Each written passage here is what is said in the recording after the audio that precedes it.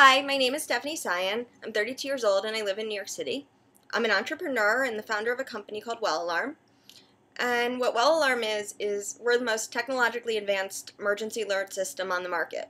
So we take things well beyond inscribing an illness or allergy on a piece of jewelry.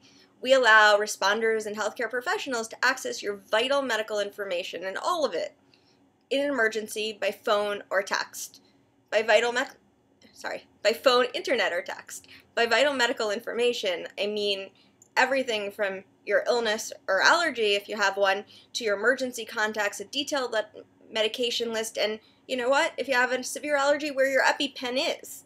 And we take it a step further in that when people access our system in an emergency, we will automatically contact via email or text the emergency contacts that they've listed and let them know, hey, there's a problem and here's how you can reach the person.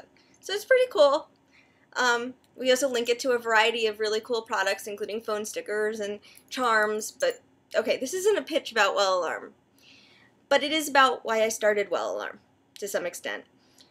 3 years ago, I was your average 29-year-old. I was finishing up my graduate studies. I had started the job of my dreams, working as a healthcare executive, irony of ironies. I love to hit the gym every day. I like to travel, hang out with my friends, go out at night. And I became really, really sick. I developed a rare nerve disease out of nowhere, and it really changed my life. I actually went through rounds of chemotherapy and infusion treatments, and today I'm better, but I live with my disease. It's managed. It's a chronic illness. And in the past couple of weeks, as I've been going out and publicizing Well Alarm more and speaking to the press and speaking to different people, it again occurred to me how little is really known about a chronic illness, and yet there's 19 million people in the US alone who live with one. But people really don't understand what it means from a day-to-day basis to live with one and how it impacts your life. And people with chronic illnesses, I realize, are afraid to talk about it. There's this stigma attached, and it's very hard. So I'm going to do these series of video blogs to try to help change that.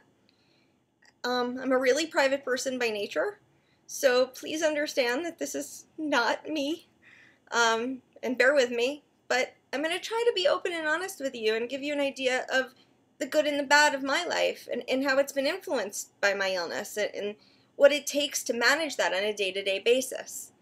That said, I'm not my illness, so this isn't going to be all about my illness. It's going to be about me and my life as an entrepreneur living in New York City, but a large part of that involves also how I live with my illness and how I manage it. So I'm going to touch on a variety of issues. I hope you guys find it interesting.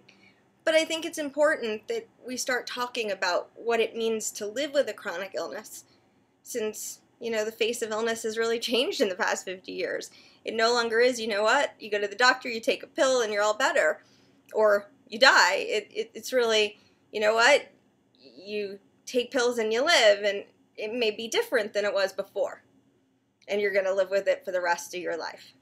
So, I'm going to try to post a couple times a week, and I hope you guys will provide me feedback if there's anything you want me to talk about or hear about.